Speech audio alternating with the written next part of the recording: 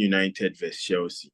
It's one of the biggest games when it comes to the Premier League. I think it's not about they being in one place, but they've been able to create that rivalry because of fans and also the history behind both clubs. So let me start with Henry.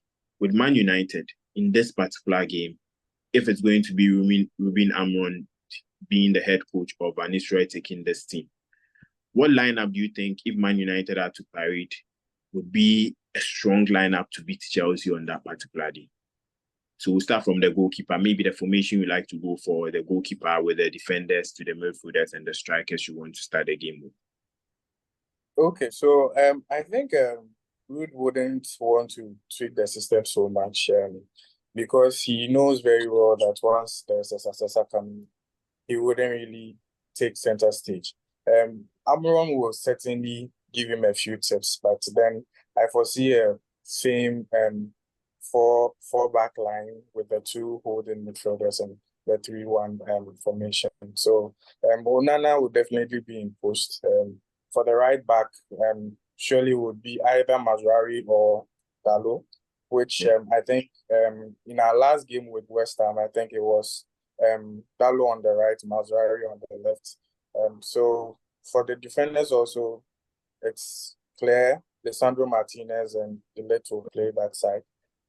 I don't know if that Amorim influence would propound them to probably start Ugarte and Casemiro.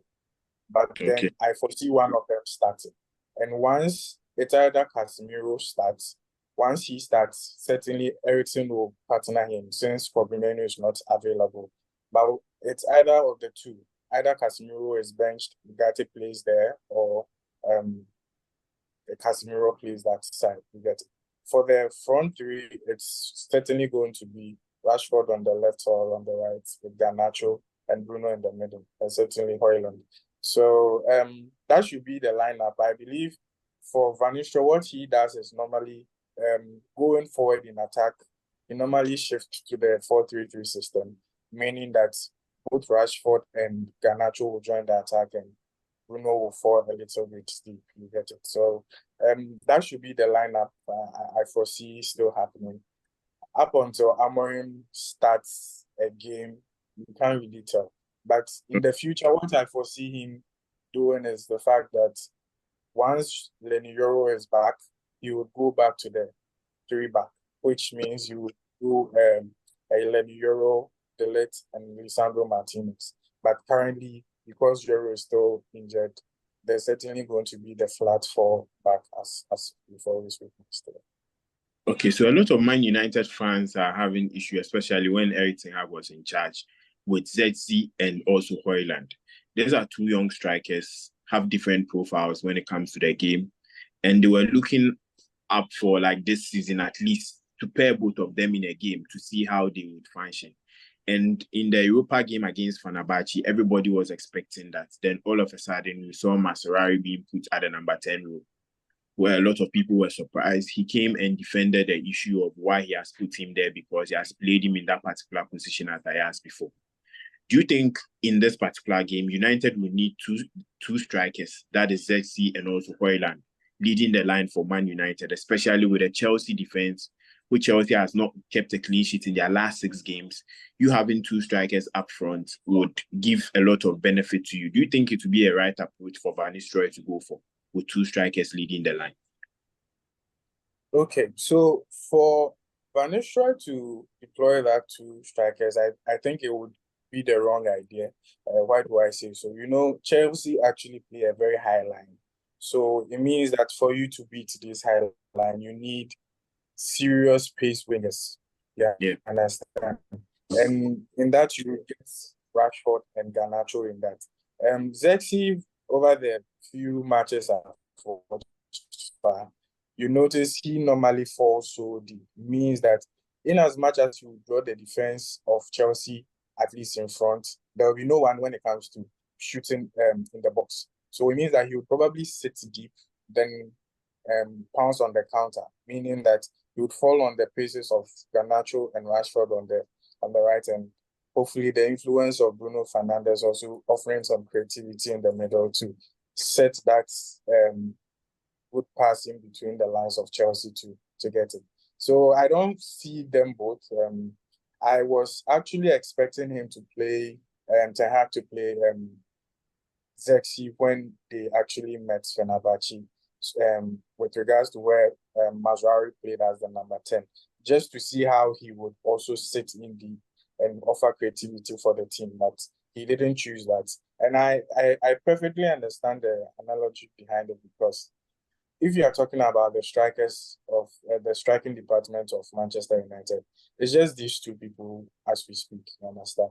Should anyone go down injured, it means that you just have only one manpower trying to go in, and these are two inexperienced guys. So we wouldn't want to risk both of them in one game at the same time.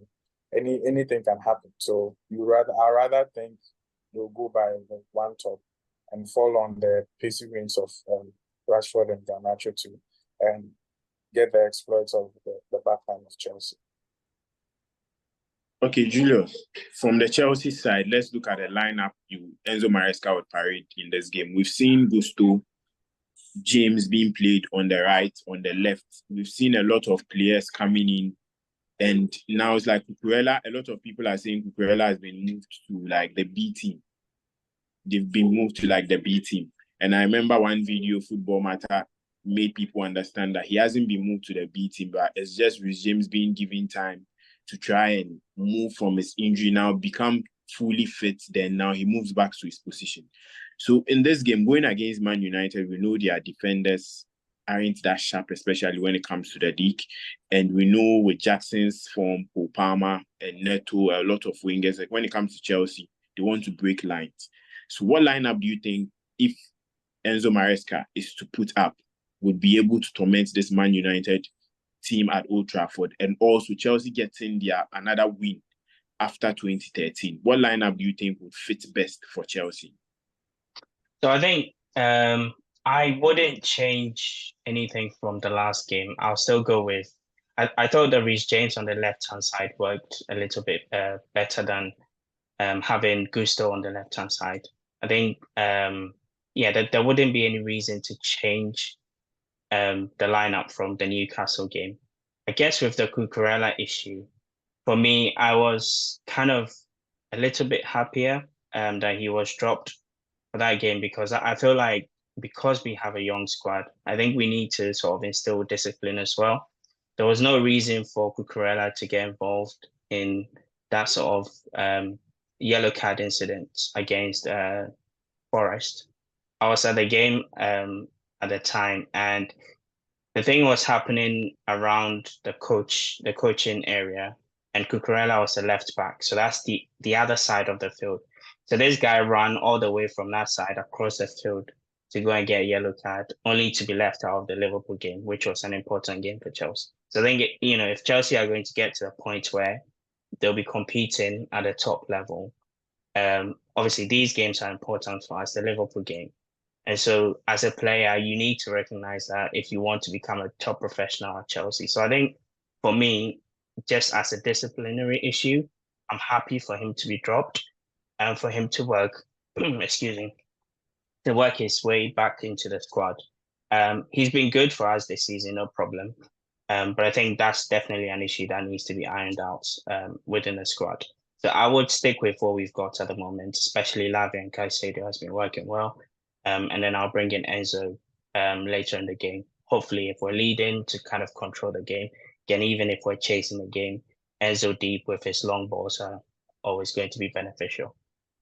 Also, I would also keep Neto on the left.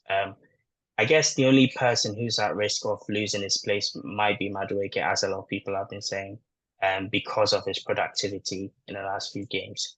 But then again, there's a lot of positive signs from him on the right-hand side. He's got a good relationship with Cole Palmer. And also, I liked the idea of Maresca moving Cole Palmer into the left pocket rather than the right. Because again, we need to be a little bit more dynamic. We saw how it was easy for Arne Slot to sort of stifle that right-hand side. And then block passes towards Cole Palmer, and that took him out of the game. So I think in the future, if that sort of situation happens, rather than changing the personnel, rather than maybe bringing on Nkunku, we could easily just switch to that sort of side of the field and tilt the game in that left side and hopefully attack better. So I think there's still a lot of development in terms of how we can quickly adapt to situations on the field. And, obviously Enzo is doing really well with that because he sort of adapts to every game. So yeah, I would stick with the same squad for the reasons that I've said. Yeah. Okay, so Neto would be ahead of Sancho. There's a game, I think, if it wasn't for a loan move, Sancho would have liked to play and also make a very big statement to the Man United fans at Old Trafford. And now, for the past 2 games, we've seen, apart from the Newcastle game, he didn't start. The past 2 games for the Newcastle game, we've seen Sancho not being at his best. Do you he came into the club and his first 3 games went so well, and now he's back to being the Sancho we all know from Man United? Or you think there are things going on which he needs to adapt to the Chelsea set to become the best we saw at Dortmund? So I think it's all about competition now. Again, if we want to build a team that wants to compete, we need to make sure that players are given 100% in every game. So we saw against Liverpool, where we were, again, because we were stifled on the right-hand side, we're able to play through the midfield, move it to the left flank, created 1v1 situations, but Sancho wasn't able to affect the game for us in the attack. And then we all know how, well, sometimes it's easy to play 1v1 against Trent, although he did well in that game. But we felt that, with the number of situations that he got, he should have at least, I guess he got one situation where it could have been a penalty, but still, we felt he should have done a bit more. So I think it was justified for him to be taken out of the team. Unfortunately, he can't play against United because they're still his parent club anyway. So, Football Matter, let's look at being the neutral on here. Let's look at the tactical side of the game. When we talk about Enzo Maresca, we've all known that this season he has come into the Chelsea set, made a lot of changes, made sure that his plans are being done and done well. He said in one statement that if you don't put up what he wants, you wouldn't start the game. So meaning he wants something from them and he's making sure that they put that thing involved. Going into this game against Man United, we know Man United has conceded a lot. Man United can't keep clean sheet, though Onana sometimes was leading the clean sheet table. But this game, tactically, what do you think Enzo Maresca will do? And what are the changes he would add up to make sure that he goes to Old Trafford and pick the victory? Okay, well, I don't think there is much changes that he will do. Obviously, Cucurella is going to play against Newcastle. And then you have Sancho that will not play because of, the loan situation. So he's going to stick with the formal lineup. And then he's just going to, try to exploit more where the Manchester United have a weakness in their defense. And I feel like the Dalot situation, a lot of goals have been considered through Dalot's position because he has been caught unawares. I remember their last match, the 2 goals, I think he has a hand in the 2 goals. And then he also saw against Tottenham, he refused to. He was seeing Brennan Johnson in front of him. He refused to track him. So I think he will be targeted, and then Cole Palmer might revolve along that side to see if he's going to get a chance. But whether Gusto will play on the left-hand side or on the right-hand side with James, I don't know. Enzo Maresca is unpredictable, and that's where he takes other coaches unawares, and that's where he's one step ahead. So, but I think that whatever Maresca is going to come out with is going to definitely be the best for that match, because he studies his opponents and he looks at his team and sees a player that is, that is more fitting to what he wants to do, and then he selects the player regardless. Okay, so do you think, especially you talked about Nkunku in the video, and you said he needs to come into the starting lineup, where you explained where Kopama needs to be moved to, Nkunku needs to come into the team, and Madueke will be losing his place. Do you think Enzo Maresca needs to go with at least Nkunku getting the chance playing, because we all know he's a top player. He won the Bundesliga top scorer before moving to Chelsea. and he has now moved to the B team where he plays in cup matches and also the Conference League. Do you think if from now to January, Nkunku doesn't get into the starting 11, maybe in the summer we may see Nkunku requesting to leave Chelsea? Definitely. If it keeps being the situation that every weekend on top games, he gets to play only 12 minutes or 15 minutes at most, then he didn't come to Chelsea to be on the bench to settle for few minutes on the weekend and then play for lower cup games. That's not what he's come for. And that kind of player, given what the kind of quality he has, is somebody you want to make happy, somebody you want to keep in the team. There are no many great top strikers. You can't name off of your head now more than 5 world-class strikers that are available in the market. All the top world-class strikers that we have now, the team, they cannot leave their team because of the club. And then if you look at other places, you can see, so the strikers market is very scarce now. A lot of people are doing try and error. Okay, this guy has scored so goals this season. Let's get him on without looking at the previous season, or if he's just a normal form. So Nkunku is somebody that guarantees you goals. It is somebody that can score 20 plus goals, league goals. And if you have another striker who can also score 15 to 20, that will surely get you a top 4 and a trophy. So I feel like he has a chance in that team. Madueke is still a liability defensive-wise. Yes, he tracks back sometimes, but he selects when he's periodical. He's not steady. He's not consistent with that. He has improved off of last season, what he's able to offer last season. Then again, you have Enzo. If you play Enzo in that position, because when he starts, he's being pushed up, and then you have one of the defenders inverting.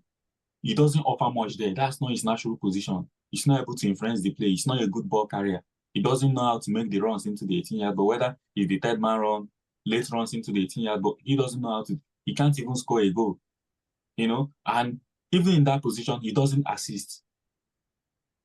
Most of the time, just like Modric, they have phases in their game where you see them, and then sometimes it seems like he's not in the game.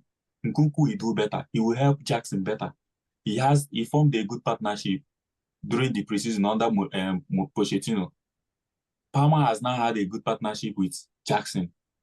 So you see that there are two people who have good partnership with Jackson. And then if he's able to come into that team, he will also build a good partnership with whosoever is hogging the line on that left-hand side. Because most of the time, it seems like he wants to attack on that right-hand side, which is not good. He has to spread the attack. You have to be unpredictable. And then when Palmer is not in the game, or when he's being marked out, are you just going to be the Palmer team? Are you just going to be are you not going to offer anything again? But with Nkunku, he has a good box movement. He can make good runs behind Jackson, and he can do combination plays like we've seen during that preseason, and then get behind the defense. He's somebody that, at least if you bring in a cross, if he doesn't get to Jackson, definitely he's going to get to him. So he's somebody that needs to get into that team. Nkunku played as a DM in PSG. And I remember in 2017 against Barcelona when they won 4-0. He was very, very good in that match. Him alongside Kimpembe, they were the man of the match for me. They were exceptional in that match. So he's somebody that has strength. He can track back. It's just that he's coming back from injury. He's just, being cautious of, running a lot in the game. And if he obtains match fitness through the match he's playing, he's definitely going to be there. Enzo I don't feel like Enzo will offer more than him defensively. And then when you lose the ball, you can counter press along that side. You lose the ball, and when you're attacking with 5 people, definitely the opposition will have like 7 to 8 people defending behind the ball. And if there are 7 to 8 people defending behind the ball, for Chelsea they still have like 5 or 4 men at the back. They can defend during the transitions. Caicedo can cover Reece James or whoever is playing on that right wing. You have Lavia, who has legs also in the midfield. You have Cucurella, who is good, who that can press and chasing down runners. You have Fofana, who is very mobile. And then you have Colwill. Even this season, Chelsea has not been like that convincing defensive-wise, despite the fact Nkunku is not playing, despite the fact that all these players. So I feel like getting Nkunku in the team, he helps you score a lot of goals, because sometimes Chelsea miss chances. This guy will convert more. If you score some goals, you get confidence. You demoralize the opposition team. like we saw against Manchester United in their last match against West Ham. They had 4 big chances. If they had scored 2 or 3 goals in that first half, that match would not have ended them doing the losing side. So that's what I'm saying. And Chelsea miss a lot of chances most of the time. Though this season they have improved on that. But with this guy, with his clinicality, if he converts the chances he gets every match at the start of every match, then Chelsea will dominate the game more. So that's my thoughts. He needs to get into that team. Okay, so let's look at the Man United side. What do you think they need to do, especially going to a game against Chelsea? Chelsea, with one of the sharpest attack in the Premier League, they are the second highest scoring team apart from Man City. And there's a game Chelsea would come with Cole Palmer, a whole lot of attacking threat. How do you think Man United need to set up, especially defensively and also in the midfield, to try and hold Cole Palmer one? And also Jackson is another threat when it comes to running in spaces. These 2 players, how can Man United hold them up and make sure that they don't get their good game and now they can also get their chances and convert them? How can Man United hold Cole Palmer and also Nicholas Jackson up? Why Manchester United is a dangerous side to play for Chelsea this time around is that we don't know what is coming up. It's a new manager, be it Ruud van Nistelrooy or be it Ruben Amorim. You don't know the formation they're going to come up with. Because sometimes the coach, no matter the structure, your first match doesn't always, it's not always stable. You might just want to just prepare for that game because you have lesser time. And then you take other days to implement your style. So with whether Ruud or anything, you just want to play players that will be able to run, that will be able to chase them. And I think just like other games, you want to give somebody to Palmer, follow him wherever he's going. He knows that this guy is the most important player in Chelsea, their best player. He's had the most goal assist contribution in the league, even more than Haaland. So if I'm able to keep this guy quiet, I would have, broken down their threats to some reasonable margin. Then about Jackson, if he's dropping to the midfield, don't follow him to the midfield. Chase him, leave him for the midfielders to handle him. Because when he draws, you don't go on one-on-one marking. If you go on, he's going to take you on or he's going to turn you, and then you leave a space behind you. Chase him. If he goes to leave him there. Let him come and face you. They have to maintain their structure.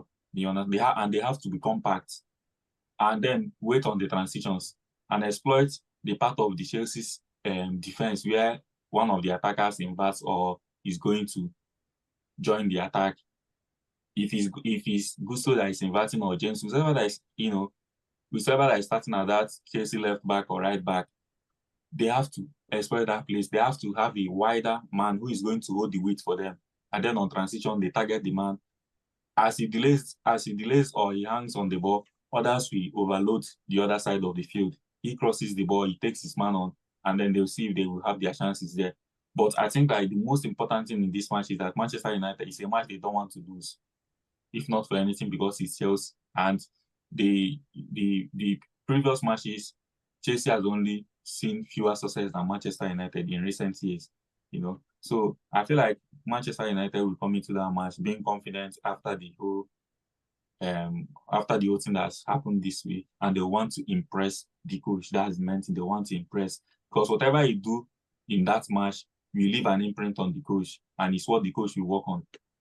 Okay, so from we coming to the end of the podcast, I want to start from Henry playing. That's the home team, Man United. This is a difficult game for Man United, a difficult game for Chelsea. What do you think the scoreline of this game would be?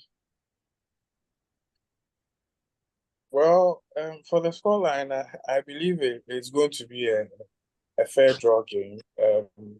Looking at the fact that over the past few games, United haven't had really some good successes when it comes to scoring. I foresee probably a 1-1 draw.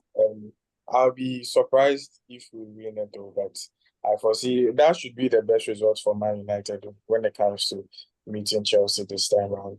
Chelsea are actually a good side, considering what Manchester United has also. But one thing I also want to say is, games with United and Chelsea are virtually out of form, but we don't really talk about form. It's basically what happens that day that actually transfers into results. So I don't really see anything strange, but I foresee probably a draw, a 1-1 draw, or a 2-2 draw, possibly at Old Trafford. Okay, Julius, with Chelsea going to Old Trafford, having won there since 2013, what do you think the scoreline will be on this particular day? So I think it will be a 2-1 win for Chelsea. 1 goal for United because I simply cannot see us keeping a clean sheet against United at the moment. I think we're improving defensively bit by bit, but we're not there yet to be able to go to Old Trafford and keep a clean sheet. So I think we'll concede for sure. I think if United try to be on the front foot, if they try to attack us, leave a high line behind, it might be more than 2 for Chelsea. I suspect them to kind of sit back a bit and be cautious and try to play us on a break. But with that tactics, I expect Chelsea to also have a lot of the ball, not give them a lot of counter-attacking opportunities to hurt us. I think maybe 1 might go in. So I'd go for a 2-1 Chelsea win. Okay, so football matter. There was one issue Enzo Maresca criticized the leadership of Chelsea, including Reece James. Do you think it was a good approach, or was something strong towards Reece James, especially coming back from injury and being a young player, captaining a bigger team like Chelsea? Do you think it was a good approach, or it wasn't that good, especially criticizing him in public like that? Well, when you look at Enzo Maresca, you see that man, one of his biggest skill is man management. When you look at what he does in training, he's hands-on.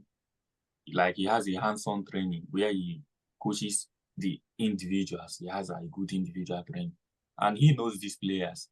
Reece James, for me, it's not built like the Gen Zs. He's built of old. He has a good mentality, and I think the coach know that about him, and that's the reason why you come out to say that kind of thing, knowing that James will not see it in a negative way. It will rather push him. And you saw in the last match against Newcastle, he gave, a leadership performance by having 2 goals clearance, having 2 goal line clearance. And then you also see Enzo Maresca, when being asked about Sanchez, he said that it's not Sanchez's fault, it's his fault, it's what he asked him to do, so he should not blame, he should blame. So maybe he knows that Sanchez, if he comes out hard at him, he might fumble, and that's not good enough. But you see, it's a 2 different. He always defends his players. Most of the time, he always defends the players. But there is a reason he called that James. And I think, like, it's not just about because for there is a lot that the captain do as a leader. It embodies a lot. As a leader, you are supposed to be the first in the training or one of the first. You come, you arrange the cones, and you push everybody. Maybe it's not helping him do that. I don't know if you understand. As a leader, you are the one that speaks for the players. Maybe there's someone sick, there's someone that's not feeling fine, or somebody's not doing enough in the training. You can go on behalf of the coach, because the coach cannot train 22 players by himself. Sometimes, because I've played to some level and I know what a captain is, keeper. I know what they represent for the team. They do a lot of, they make sure things are good. After the coach, you see the skipper, So maybe he's not doing that. And if you look at James' body language, sometimes he's just a kind of reserved guy. Do you understand? So maybe the coach wants him to do more, whether you're on the bench or when you are injured. You have to, ginger your teammate, always be there and stuff like that. Dressing room, everybody calm down, stuff. Maybe he's not seeing those things, and that's why he called him out. He should, do more. On the Reece James topic, because it's an interesting one. For me, when I listened to that, I felt it was more of a he wanted a leader on the field. So he wanted Reece James to take responsibility as a captain on the field. Because Reece James, as you say, he's the guy who would lead by example rather than being vocal on the pitch. When you watch the Liverpool game, the second goal we conceded, that was quite concerning, given the captain was quite significant in that to concede that goal. He could clearly see the line, and there was a big gap between him and the centre back. You're the leader, you're the captain. You're supposed to say, guys, we're a bit far apart, close up or step up, whatever. You need to be commanding. So I think we saw that in the Newcastle game, as said. where he was a little bit more commanding. He took responsibility on the field, and he played or defended a little bit more like a captain. So I think that's more of what he's trying to get across to Reece James. Yeah. Okay, Henry, when it comes to coaches criticizing players publicly, like the Reece James incident, do you think it's something that is good or something that needs to be done privately? Really important that coaches criticize their players publicly, because these English boys have been spoiled to a large extent. So it's important that you actually let them know what they are doing is not the right thing to do. And to a large extent, normally the best thing to do is when you have actually come out publicly to say it. The moment you let them sit down with them and have that gentleman conversation, you certainly have open up yourself for backlashes, like the way Sancho handled Ten Hag's case. I believe there was a dialogue in between closed doors. However, it was up to when he came out publicly to say, hey, what you did was wrong, or you are not training well. That was when he came out as well to say that. So it's normally important that you bring them out and not defend them whilst you're so. Okay. So to end the podcast, Football Match, I want to know your scoreline for this particular game. What do you think the scoreline would be? I will lean towards Chelsea winning just because they have a better away record this season than their home record. And Jackson have scored in all their away matches in the league except for Bournemouth. So I feel like it will be just like it will be 2-1 or 3-1 to Chelsea. Okay, so 2-1 or 3-1 to Chelsea. I think that is a scoreline you are looking at. So we have a 1-1 or 2-0 or 2-2 for Henry. We have a 2-1 or Julius seeing more goals coming there. And we have a 2-1 or a 3-1 for Chelsea. Thank you for joining the podcast. And we are looking forward to bringing you on board, especially when there are games from your clubs and also Football Matter, when there are analysis or we need a tactical in-depth of each game, we'll bring you on board. So thank you all for joining. And we hope that maybe after the game, we'll try to do the review of the game, get to understand how both teams perform and also look at the wrong side from each players and look at the players who came into the game and made the game very wonderful. We all know the EPL is one league that everybody likes to watch, and this game is one of the biggest games coming up. So we'll be looking forward to it. Then after the game, we'll get to have an in-depth discussion also on it. So thank you all for coming in.